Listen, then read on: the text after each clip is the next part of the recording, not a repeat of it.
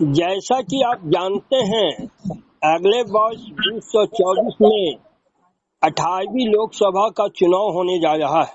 NDA दूसरी बार 2/3 से अधिक बहुमत लाकर सत्तासीन हुई और एक-एक कर अपने सहयोगियों को न केवल दरकिनार किया बल्कि उसे अपना शत्रु बना लिया।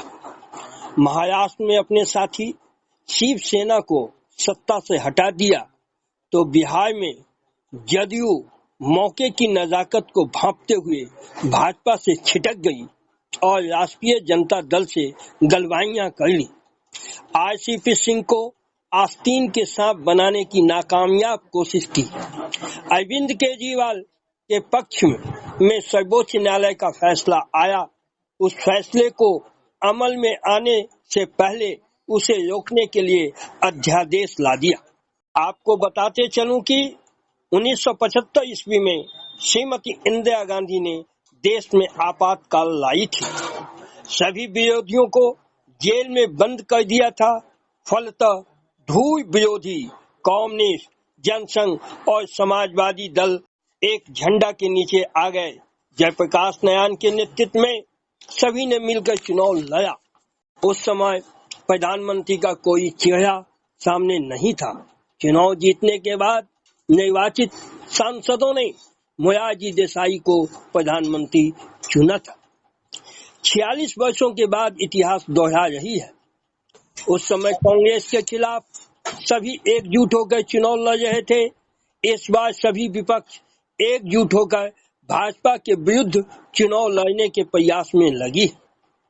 एक साथी खोने वाला भाजपा नाक के नीचे दिल्ली विधानसभा खो दी, हिमाचल में सरकार गंवाई, राजस्थान हारी, मध्य प्रदेश में तोड़ जोड़ कर सरकार बनाई, पंजाब छीन न सकी, बंगाल में उसका धुरंधर प्रचार काम न आया, अभी अभी कर्नाटक उसके हाथ से निकल गई। भारत विश्व की 5वीं अर्थशक्ति बन गई है।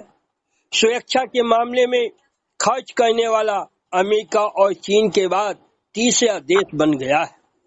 भारत में 80 करोड़ लोगों को महीना के 10 दिनों का अनाज मुफ्त में दिया जाता है, प्रति व्यक्ति 5 किलो अनाज। नई शिक्षा नीति लागू करने के बाद स्नातक करने का एजुकेशन फीस काफी बढ़ गई है।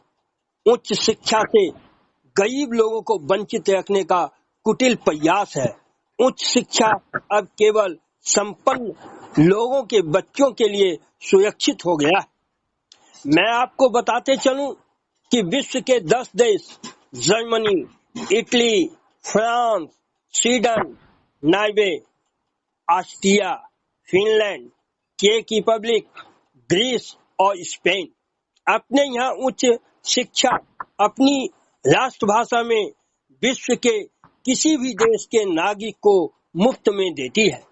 विदित हो कि इस वर्ष उच्च शिक्षा के लिए भारत से 7.5 लाख बच्चे विदेश पढ़ने के लिए गए। इस चुनावी महासंग्राम में सत्तारूढ़ दल या विपक्ष उच्च शिक्षा को भारत में फ्री करने पर विचार करेगी। क्या उच्च शिक्षा फ्री करने का चुनावी मुद्दा बनेगा?